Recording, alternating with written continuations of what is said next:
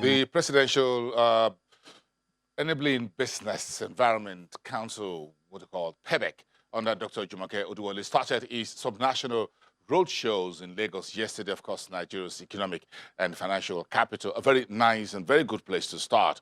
So it was Dr. Jumoke Oduwole and Lagos State Governor Babajide Sanwo-Olu who were taking questions and answering them from the audience yesterday at this very evening event, which the federal government is looking to get all the state governments on the same page in terms of ease of doing business.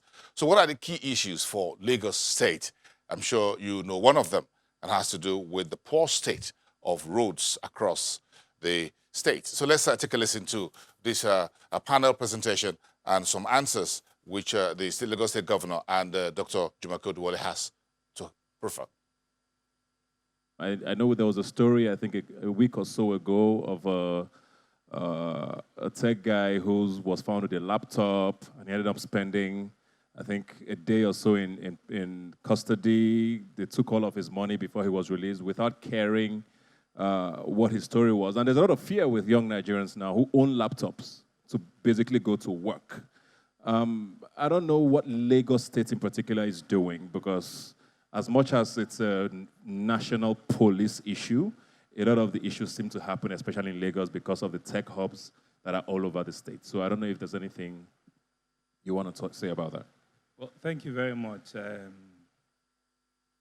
Ebuka. Yes.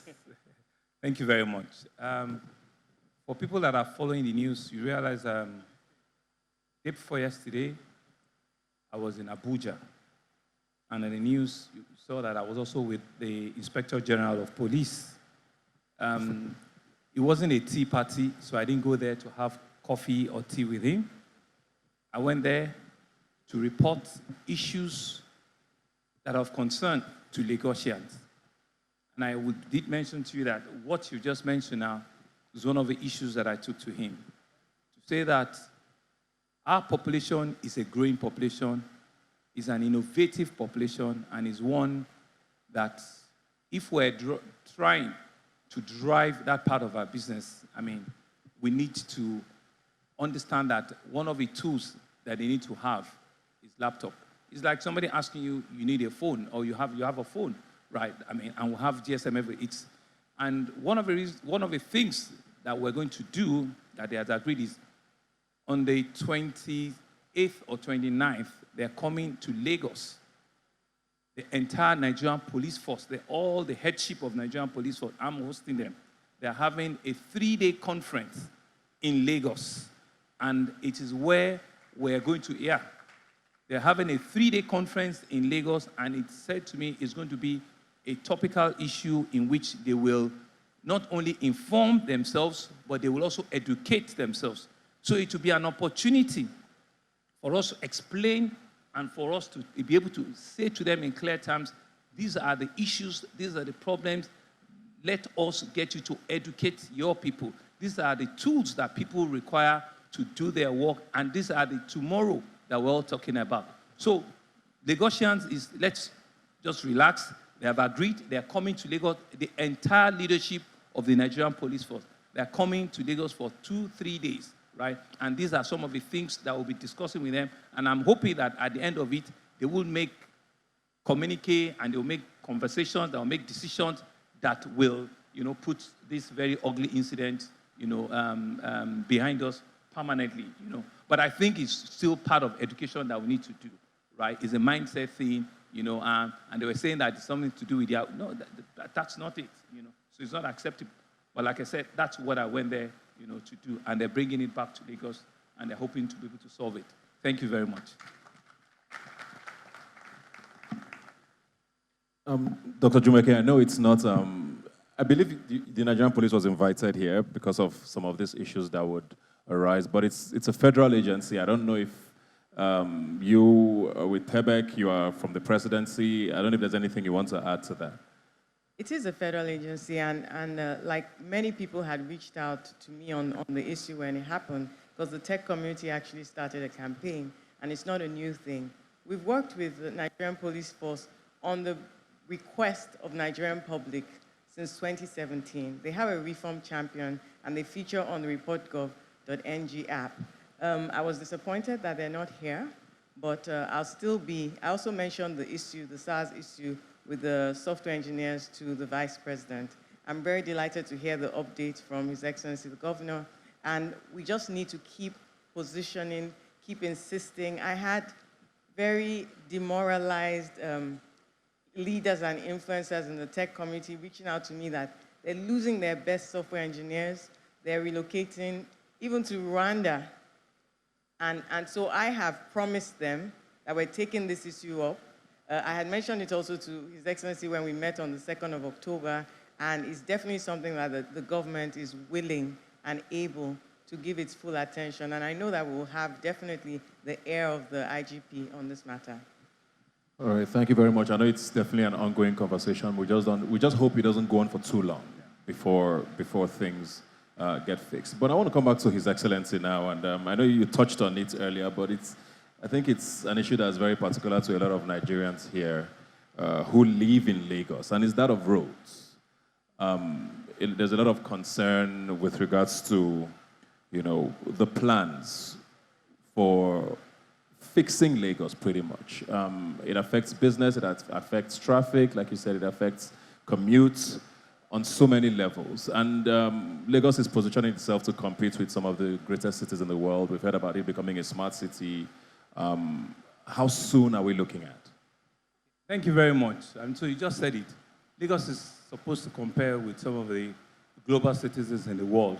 Well, I did mention at the platform the other day on the 1st, and I said I went to a city called New York City, right? And firsthand, I experienced the traffic in New York City, right? It was hunger, and on a journey that was meant to take us 8 to 10 minutes, we're in traffic for an hour and a half.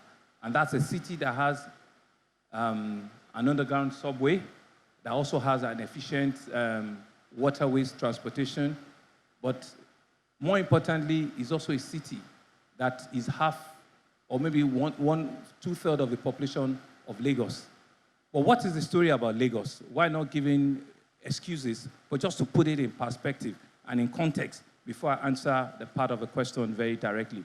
Okay, so this city called Lagos represents less than 1% of the total landmass of this country. In fact, it's 0.4% of the total landmass of this country. And of that 0.4%, 1/3 of it is water. So meaning that a size that is just about 0.28% of the country harbors 10% of its population. 0.228 of the size of the country takes care of over 10% of its population. And it's a city that you cannot outgrow it except you are going to get into water. Will there be traffic? There will be. Will there be congestion? There will be. Are we going to solve the traffic problem? We certainly should solve it. And what are we doing to solve it? Because it's only when we put that in context and we put it in perspective that we can understand and appreciate. The vehicular density in Lagos is about 222 per kilometer. The national average is 11. It's 11. And everybody wants prosperity. Everybody buys a car and buys another one. So the solutions are in two levels. It's either we do extensive public transportation, which I'm going to talk about. We've lost out on a rail, on an underground. We cannot do an underground because the water table in Lagos is below the sea level. So you can actually not even excavate anything or you want to do anything. The best you can do is everything has to be above. Everything has to be elevated. So that we came in May 29th, rain started in April.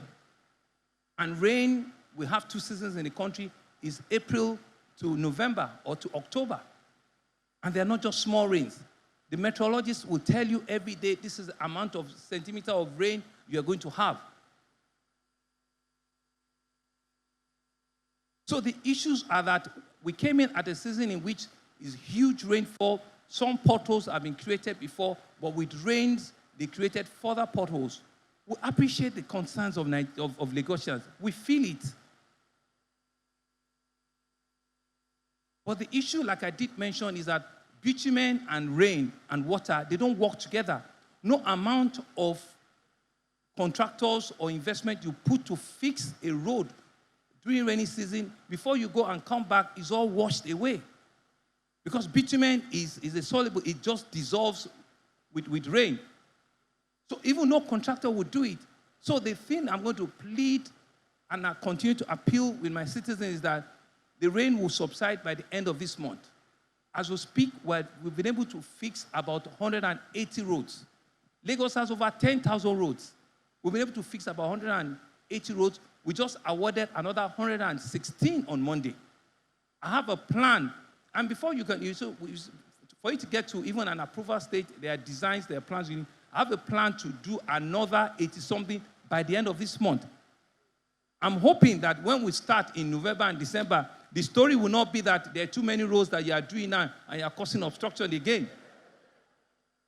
No, but it's important for us to mention it. Because, I mean, it will also, you see, the truth about it is everybody wants a new bridge. It's just that nobody wants it in front of his house. Absolutely. If it is in that other person's house, it's fantastic, but don't put it in front of mine. So the solution is to think through, one, how do we solve the huge vehicular traffic that we have? I've just given you the statistics of the national average and Lagos average.